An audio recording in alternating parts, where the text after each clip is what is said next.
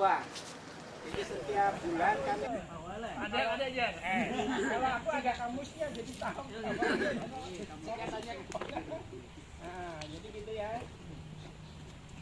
Jadi nanti kami setiap bulan akan seperti ini. Ya, ingat dana juga. Karena kan berangkatnya orang siang. Jadi ingat dana, kita akan berkeliling nanti. Ini yang perdana. Mungkin nanti yang berikutnya Pak, aman aja. Hama putih palsu itu kalau di istilahnya HPP. HPP, hama putih palsunya. Hama artinya bapak-bapak disuruh menabung nanti. Gitu ya. Saya bukakan satu contoh dulu nih. Ya, satu contoh. Di sini ada yang nama Sahroni. Syahroni. Ada ya. Satu contohnya. Ya, ini ya salah satu kartu anggota, adalah kartu tani. Ini ada buku tabungan sebenarnya. Tabungan kalau untuk daerah kita itu BNI anunya ya. Nah, ini seperti ini. Ini isinya masih 0 rupiah. Nah, saya bukakan saya contoh supaya semua melihat dulu ya. Ada yang belum pernah melihat ATM? Ada yang belum pernah? Ada ya? Nah, ini kan ada. Bentar. Nah, ini seperti ini Pak. Nah, kartu tani itu atas nama Sahroni, ya kan?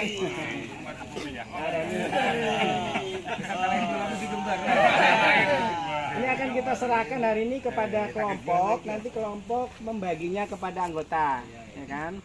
Nah, apa kegunaannya ini? Ya jelas, namanya buku tabungan pasti untuk menabung, ya kan? Ya, menabung jangan sedikit. Iya. Masih hijau nyambut 10 juta atau 100 juta ya kan? Ya. Nah, maksudnya hasil penjualan usaha tani itu dari panen atau dari jual kambing itu jangan habis dipakai, tetapi bagi kalau Pak. Ya, ada yang disisihkan ditabung, ya kan, ditabung. Nah.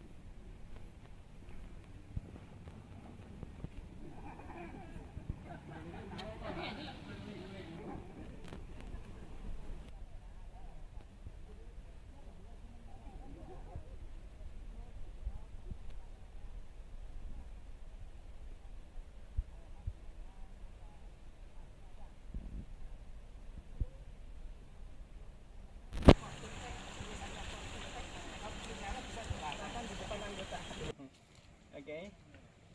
Lihat sini Pak. Ya. Oke, sip. Pakai jempol Pak. Iya. Serta bapak-bapak dan ibu-ibu sekalian yang berbahagia. Sebelumnya Pak, kalau di sini ada termasuk pelajari Bontian. Kita sama-sama belajar Pak. Jadi sedikit melenceng dari Mama tadi Pak. Jadi kalau kita Pak di perlinsingan tanaman Pak, mengendalikan tanaman itu berbagai macam metode Pak. Berbagai macam metode. Artinya pengendaliannya itu tidak melulu kimia atau tidak melulu hayati atau tidak melulu nabati. Jadi berbagai macam metode pengendalian itu tujuannya adalah untuk produksi dari tanaman itu bagus. Setidaknya ada 4 benih HP, benih yang bermutu, benih yang sehat. Jadi keberhasilan kita dalam budidaya tanaman itu dari benih itu menyumbang 60% Pak dalam kita keberhasilan budidaya tanaman. Apabila benihnya kada sehat akan rentan terserang hama atau penyakit. Terus yang kedua itu ada pelestarian musuh alami. Jadi musuh alami yang dimaksud ini musuh hama atau penyakit yang ada di lahan kita atau kawan kita yang siap menjaga tanaman kita selama 24 jam. Jadi di sawah ada hama, ada musuh alami juga, ada peluru hama, ada galangan. Jadi tujuannya itu adalah untuk semua konservasi lingkungan. Jadi situ tempat tinggalnya musuh alami, tempat cari makannya musuh alami ya di situ di tanaman Pengamatan rutin. akan ada indikasi terserang hama atau penyakit. Jadi kada hanya hama penyakit aja yang dilihat Pak, tapi kondisi tanamannya. Apakah kondisi tanaman itu kekurangan unsur hara atau terserang penyakit atau keracunan zat besi, nah itu harus kita amati. Terus yang terakhir itu petani ahli PHP, tindakan apa yang harus dilakukan. Misal di rumpun tadi itu ada wereng Pak, tapi di situ ada laba-laba banyak, itu kan usah kita semprot biar laba-laba tadi yang makan werengnya. Terus malah kaitannya lawan hama putih palsu atau hama pelipat daun, ini jarang Pak sampai mengakibatkan gagal panen, jarang Pak. Itu misalkan hama putih palsu tadi ditandai kehadirannya ada ngengat atau kupu-kupu. Iya. Dia si Riki. Ya, kupu-kupunya itu Pak berwarnanya coklat. Terus di belakang itu ada garis horizontal di sayapnya. Sebelumnya mari kita panjatkan puja-puji syukur kepada Allah SWT yang telah memberikan rahmat kita sama dengan rekening-rekening bank yang lainnya. Fungsinya untuk menabung bisa, untuk membayar tagihan bisa, dengan catatan ada isinya kalau bayar tagihan. Maksudnya itu bukan pemakan atau gizi, tapi isinya adalah mikroorganisme yang bermanfaat di tanah tadi. Kita bersama-sama di tanah itu sebenarnya sudah ada ureanya, sudah ada SP-nya, sudah ada kaliumnya. Cuma di tanah tadi masih pupuk tadi masih dipingkuti oleh tanah. Sehingga apa yang diperlukan? Ada bakteri, ada mikroorganisme yang bertugas ditebus oleh yang di luar anggota. Sehingga yang tertera di RDKK sesuai yang mengusul dengan yang menerima tadi ada yang tidak sama namanya. Yang kebocoran tadi bisa dari di tingkat kelompok, bisa juga di pengecer, bisa juga di distributor. Nah, untuk itu tadilah bagaimana cara untuk mengurangi tadi, salah satunya adalah dengan pemakaian kartu tani. Sekilonya di pasaran itu ada Rp4.000. Sehingga berapa toh jumlahnya dalam satu karung 50 kilo, Rp4.000 kali 50, jadi 200.000. Harga non subsidi. Tapi Bapak Ibu semua diminta menebus berapa? Cuma satu karungnya sesuai dengan head. Harga eceran tertinggi di pengecer resmi. Kayak ini. Di pengecer resmi maksudnya di kiosnya itu adalah kalau tidak salah urea 112.500. Padahal mengurangi kebocoran pupuk subsidi. Tapi kalau di tingkat lapangan di dalam kelompok ya silakan diatur aja. Selama masih jadi anggota. Nah nanti yang dikhawatirkan kartu tani ini tadi dipinjam atau dipakai dimanfaatkan di luar yang bersangkutan. Solar apa ngarannya? Waktu kita pupuk kan ada yang naruh banyu. Itu yang Solar cell. Merasakan di Amunte karena apa?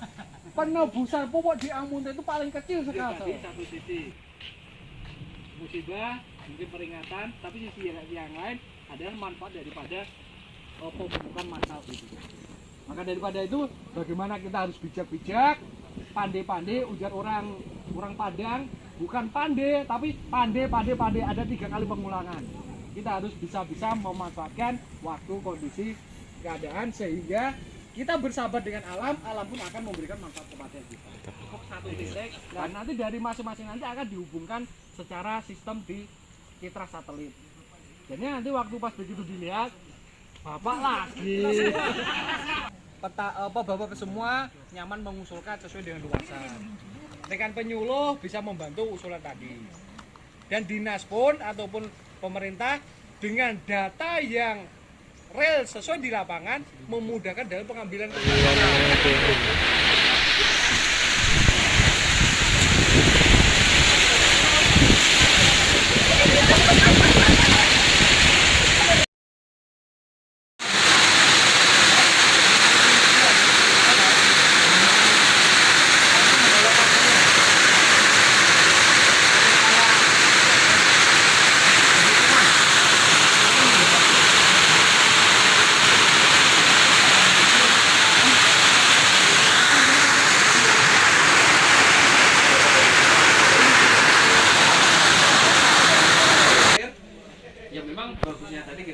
pakai semprot aja. Apakah yang ureanya diencerkan atau SP-nya. Tapi perlu diingat, kalau semuanya urea diencerkan, itu cukup dalam 1 ember 1 sendok makan aja.